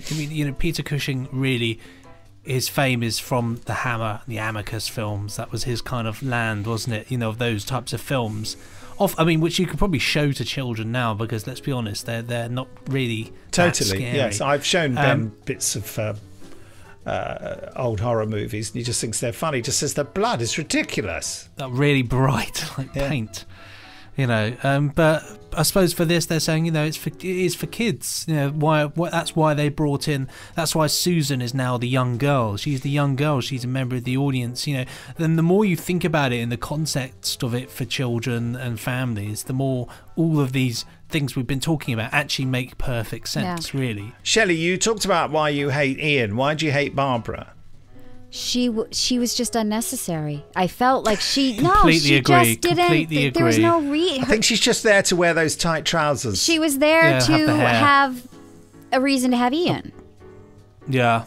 She's absolutely in the TV series. They because they're teachers, they have that air of authority and that air of intelligence and superiority because they're Susan's teachers, and in this I just didn't feel the need, because Susie was such a strong character. She was just so, she's the one who came up with all the answers. She's the one who did all the heroic stuff. Shelley loves Susie. I do love Susie. I know. I think you're the first person to be this passionate about little Susie. On a scale of 1 to 10, with 10 being the most irritating, how irritating and slow did you find the Dalek dialogue? I'm going to say a 5, because I didn't think it was that irritating, because I actually got more, I understood more of it from the Nick's movie. face, it was like, I know, than I did from the TV show. Oh, okay, yeah. They're great. I do love them. You talk too fast. I felt like I understood more of who they were and why they were from the movie. They're so colourful. Than I did from the TV show. Maybe because they spoke slower. I don't know. Maybe it was because they were pretty. And points when they speak like. Do you know why they speak so slowly? No. Because the people making the film, when they started filming it, did not understand that the flashing of the lights was meant to go in time to the speaking. So they just had the operators flash the lights on and off. So when they got to the dubbing, some of the early shots, they had to fit the speaking to this random flashing, actually the which will it be is a fast one, isn't it? But which will it be? Have it here, all that kind of stuff goes on, and then to match it up, they made some of the and you notice how when the other Daleks aren't speaking, their lights are all flashing all the time. So you can imagine. I want to redub that movie, and so when the foreground action's going on with the Black Dalek talking to Doctor Who, and in the background you can just hear like extras in a movie with their peas and carrots, peas and carrots, peas and carrots. Just making that noise all the time. Imagine the Black Dalek turns around and says, "Will you shut up? I'm trying to talk to Doctor Who here, and you're going I don't think I can't hear you." Which it's is not why, funny. Which is why the second Dalek film, which you haven't seen, Shelley, they do fix that. The Daleks are far. I mean, they still speak slowly, but it's a faster slow. Oh, it's good. They're great, and they're really. I think controversially, the second Dalek movie, they are the best Dalek voices of all time. They are amazing in that one. They are awesome. I will watch it definitely. Didn't know I was supposed to. I love the particular effects again. Actually, this is where it goes the opposite way. They use, because that's what they use. That spring reverb sound is used on the Dalek voices, and I think that it makes such a difference. It really brings them out, and I would love to hear those used even now. I just think it makes them big and scary and like imposing. Whenever I did Daleks for Big Finish, I always put something similar to that reverb on the Daleks. I mean, they cheated in the second movie. They have the Daleks outside, and yet they put reverb on their voices, and yet they're in an environment where there wouldn't be, but they incorporate it as part of the effect. But maybe the echo is because I like it coming inside. out of the. Yeah, absolutely. It's like it's coming out of. I think it's kind of the echo of the casing. That's. I know. Well, that's what I used to think as well. And in fact, I've decided to think it again. There you go. I'm thinking it right now. I mean, this interesting enough. The second film, which you haven't seen, it actually does have a slightly similar thing of Jill in that one. She doesn't really serve much purpose either. No, she's in fact played by an actress who's dubbed completely. She's really she's really a supporting artist. Is this also off of one of the episodes? Yeah, it's based on the second one. So I need Dalek to watch Invasion of Earth. Okay, so then I should watch that first. Yeah, you should. Oh, that's heavy going, that one. Yeah. So it's a long old. The original Daleks Invasion Earth is long and. Yeah, it's you know how the Daleks miraculously manages to be really exciting and engaging, despite the fact they're in a tiny studio and they're on a planet which has a jungle and a city and mountains and all that, and they somehow pull it off, don't they? In spite of those limitations, the Dalek Invasion of Earth. does not. I mean, it's a really spectacular story of a Dalek invasion of Earth, and they have no money, and they manage some really nice things. But the flying saucer is like a cake tin on a string that just wobbles around. It's just terrible. I mean, it literally wobbles that much, doesn't it? It's dreadful. It's I'm doing dreadful. a lot of wobbling for those of you not watching this. And even when it whizzes past the camera, it's not even like, if you want to make something look convincing, you think like, oh yeah, we'll have it kind of move in a nice heavy sort of way. This is literally some bloke thinking, oh yeah, John, we're going down the pub in 5 minutes. Yeah, hold on. Right, that'll do. Right, okay, it's quite remarkably crummy. There you go. It's dreadful. It's also, they turned the ring dreadful. modulator off on the Dalek. They've turned it down so low. It just sounds like blokes talking. Jeez. We are the masters of Earth. It just sounds like that. Have their houses like this. Oh, that's and a it's good also one. something. We are the masters of Earth. Hello, masters of Earth. It's the only time it's good is when you get a perspective from inside the Dalek, in which they crank the modulation up.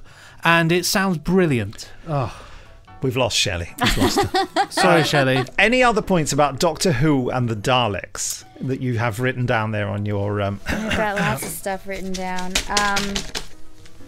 Give us your points. Just a question, I guess, that everyone. I mean, you guys have probably discussed this, obviously ad nauseum, because you did a show on this already, and so I'm probably bringing stuff up that is now going to be repeated. It was at least a year ago, probably 2. Why the jazzy theme music? Why? Well, you think you've encountered jazzy theme music? You don't even know the meaning of Dalek's that. Invasion of Earth, it's proper jazz. Why? That's what film music was like. That's what film music was like in those days. Okay. And that composer, what's his name? Malcolm Lockyer or something? Malcolm Lockyer for the first film, yeah. In this particular one. I thought that music, when I first saw that movie, I thought that music was incredibly individualistic, and I'd never heard anything like it before. But then you go and watch any movie that Malcolm Lockyer has done the music for, and it's almost exactly the same score that he wrote for every. He uses the same combination of instruments, the same melodic construction. That's what he does. They get, Malcolm Lockyer was probably on the payroll. They said, Malcolm, it's Doctor Who and the Daleks. All right, yeah, okay. So it goes da-da-da-dum, da-da-da-dum. We go, okay. I remember when I first saw this movie in 1972, when I was like 10 or 11, the BBC said it was next week, Doctor Who and the Daleks. It was after the 1972 season of Doctor Who finished, and they did Doctor Who and the Daleks the next week, and I didn't even know it existed. So I was so insanely excited about watching it, I was almost sick. It was just like, I thought, a whole movie about Daleks. And then when it started and that music started, I just wanted to die of embarrassment. And then the cranky writing comes up, Doctor Who and the Daleks. I thought, oh my God, they couldn't even write properly. So what have they done? A 10-year-old movie critic, Nick Briggs. It was just awful. But I soon got into it once they were big, colourful Daleks. Well, I say big. I saw it in black and white. That's the funny thing. We didn't have a colour television. They were so close, weren't they, Nick, that you could feel their fire. That's a quote from the trailer, Shelley. What he's doing. They're so close, you can feel their fire. Was that written before they realised they couldn't have them with flamethrowers? Because they were supposed. You read all about that, that they realized that it was going to be too scary for the kids if it was going to be flamethrowers. Probably melt the Daleks as well. But I didn't feel another thing about it for me. I didn't really get the sense that the Daleks were so scary. Like on the TV show, they're very scary. But they weren't very scary until halfway through. So they're just big and colourful, aren't they? Right. They were kind of a misunderstood, not that you feel sorry for them, but they're a race that's stuck in these contraptions because of the radiation outside, and they just want to be able to get out of the armor. I don't know what you have a cup of tea. They call it armor. That they wanted that was their goal, was to take the stuff, shells, take the shells, anti-radiation medication, so they could get out. Protective clothing, they call it. Okay, they're protective clothing. So that I wasn't scared of them. No. There wasn't that threat of like, oh my God, these are like the worst in the entire universe. Well, because by now the Daleks were just Yeah. really popular on TV. Dalek Mania had started, and the next big thing to do was show them in colour. I Yeah. mean, you And cannot they were underestimate. pretty. Yeah, you can't They were underestimate pretty. the impact of that. That Yeah. is what, when Mark Gatiss wrote Victory of the Daleks, he described in the script what he wanted them to look like. He wanted them to look like that. Yeah. That's what, not what they ended up doing in Victory of the Daleks. What he wanted, he saw them as movie Daleks. He just wanted them to be big and colourful. Bold. And, Yeah, and I mean, you talk about them being scary. Interestingly enough, I still, to this day, have nightmares about these Daleks, more so the second movie, but because I saw these on the telly before I saw any Doctor Who. This was my this was first your experience of introduction. Okay. Yeah, and more so that I remember watching that second Dalek film on a tiny TV in the kitchen. It was just on, and I remember it really scared me. The Daleks scared me, and I still to this day, even though like in my mind I know this film like the back of my hand, and I've lived with a Dalek for many years. I really have. Used I to know, have it just one. sounds weird, that's all. I know it's it true. does. I know it's true. I know. It's one of the few Benji has privileges married of a having. Dalek. I have. Well, you know, my ex-girlfriend was not keen on it. But one thing, you know, but being so comfortable around Daleks and that I still the nightmares. I feel the fear in the nightmares. I still remember the terror, which I think is really interesting. But then I was really, really young, and so I think, yeah, you know, for us now, we look at these. It's and to scare the contrast of- kiddies. Yeah. I think it's still, you know, because I still think they're pretty frightening in this film. They're cold, and that scene, that amazing scene when Susan is going down, when the city opens. When they the come out brick, on a the and you light. see them above, and Brits are that for me, you see, like that was perfect. Yeah, but that, like I said, they didn't start out. No, you they didn't start out. feel Yeah, they that imposing menace in the beginning, and none of it's shot in a scary way. It's shot Right. for colour and cinemascope. And that comedy. was the thing. Huge, yeah. And Family appeal. slapstick. Yeah, exactly. Yeah. Family appeal, noisy, bright. Yeah, not. The only scary thing is her going through the jungle. That's the petrified forest. yeah, petrified forest. yeah, and the swamp scene could have been really scary. Yeah, but then they just had those Right. ping pong balls Yeah. floating on the water. What were And those then meant some to air be? bubbles coming up, but that they Yeah, could have had they- something scary there. They did, but they Right. chickened out. It didn't work or something. The effect didn't work, so they just went for bubbles instead. Whereas the TV series, you know, does that whirlpool effect and the inflatable I love rubber that ring with monster the in that, monster yeah. on top and everything. It's quite a brave attempt, I Right. feel. Well, Can I just want to ask Shelley, anything that the film does better than the TV series? I think I already mentioned this, that I followed the storyline easier Yes. Yeah. in the movie than I did in the TV show. Maybe it's because it was boiled down quicker. Everything Yeah. was simplified. The story was definitely simplified. So I understood the plight of the Daleks and the plight of the Thal and their grievances against each other were. So Yeah. for that, They also I skipped over understood it more. Yeah. They also skipped over the whole moral dilemma of getting the Thals to fight for them quite They easily. yeah, didn't they touched it, but not Doesn't as take good long. as they did in the TV show. The TV And show there was no internal conflict with the TARDIS crew, was there? No. You know, this time round, the Doctor said, "Yes, take her to the Yeah. Daleks." No. Little cut to wink, Yeah. wink, wink. You know, again when he does the whole fake thing about going to the city to get The mercury mercury. for the fluid link.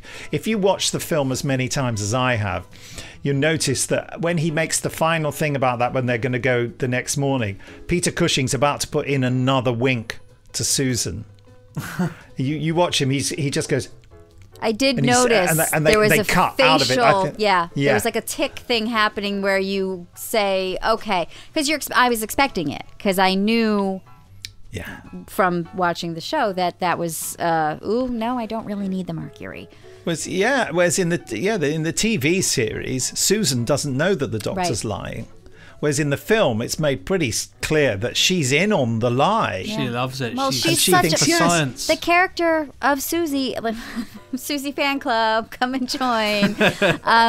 She's so involved and such an integral part of everything that happens. So of course she's in on it. There's got to be a T-shirt with "I love Susie," says Shelley. The Susie fan. Number one Susie fan. Club. Susie who? Come and join. I love Susie who. I mean, funny enough, one of my Susie. favourite moments in the second movie is a point where she suddenly notices that in the street, and they're in an old clapped-out van, and in the street in front of them, there's just a whole army of Daleks. And she does this lovely thing where she just goes, "Look!" And the look is so piercing, and her eyes are so bright. It just really makes the moment. Yeah. Although leading up to it, you she see... looks around and there's a whole army of Susies standing there. Yes, the grandfather. But on the lead up to it, you do see the fact that Roberta Tovey is trying not to look in that direction so that she only notices it on the correct cue. So she, there's meant to be hundreds of them there, and she's sort of going, "Look! Is that the right cue? Do I get another thing? Do I get another coin?" Is the director the same for both movies, or is it because Gordon Fleming did the second movie? He is the director of the first one. It's just the second movie is so much better directed. Okay. I suppose they were out, probably. Were they both done at Shepperton? Yeah. That's well. I don't know. Who It's knows? just I think he was allowed to go for it a bit more. The first one was a big box office success. The second one is a better movie and was not a success. I mean, it made Perhaps its you just money like the back story more, later, but they were going to make a third one. Now, But did they make The this Mission of Doom. to bring more people to watch the TV show? No, Nope, not at all. They just made it because the cinema Make people. some money. Yes. Okay. Just thought, and the BBC licensed them to do it, and Terry Nation presumably made a packet out of it as well. Okay. It was just, it was all part of. I don't think the BBC went to the film company and said, "Make a film of our thing." I think they came because the Daleks were so big. Every toy out there was a Dalek. I think Milton Subotsky and Joe Vagoda, and those are the two producers, aren't they? Just said, "Hey, we got this great idea. We want to make a movie of your TV series." They didn't speak like that. Did they have cigars? Like they were? All film pop. producers had cigars in those days. Yes, that's actually a fact. See, now I'm just picturing the movie producer in the Dick Spanner. I'm trying not to. That's what I'm picturing now. I've deleted it from my mind. Well, on that note, Yes. I feel this at the risk of this podcast going on forever, because it's a very long one this Forever. week. I feel we should bring this to a close by Yes. saying, Shelley, what do you give this in exclamation marks? In exclamation marks, as not a Doctor Who fan of the TV show, but as just somebody who watched this particular movie, I'm going to give it 3.5. Wow. Okay. Well, let me tell you, Doctor Who fans generally don't like the films. Right. I can see why. When I met other Doctor Who fans, I loved them with all my heart. And when I met other Doctor Who fans and discovered that I really discovered I was out of step because they're hated because, for all the reasons you say, because it's not the TV series Right. and all the continuity isn't there. Right. But to me, I grew up in an era where the Doctor Who was about turning up on a planet and having an adventure. It wasn't about the Time Lords of Gallifrey. It Yeah. wasn't about the Two Hearts. It wasn't about the regenerations, which is what, for modern Doctor Who fans, that's what Doctor Who's all about. For me, it was about Daleks and being shot at and running and hiding. Right. So I give it 5 exclamation marks. Get 5 Yeah. straight away. I mean, it was a given, wasn't it? It's pretty obvious. Lovely. Well, Well, there we so there, we yeah. have it. It's good. It's good. And now I've What are we offended go- everybody. Not at all. I think that really your opinion is nearer the realistic one. Ours is tainted by weird emotional concerns. Did you say 5 from you, Benji? Benji said Of course, 5, it's yeah. a 5. What are we going to talk about next time? You mentioned something last time. I mentioned something because finally I came up with something American that everybody has access to. And that is one of my absolute favorite TV shows from when I was a kid, and that's Land of the Lost. And I know that they've gone on and they did a movie, and the movie was, I think it was The Rock. I think it was The Rock in it. Of course. The Rock is in all of those.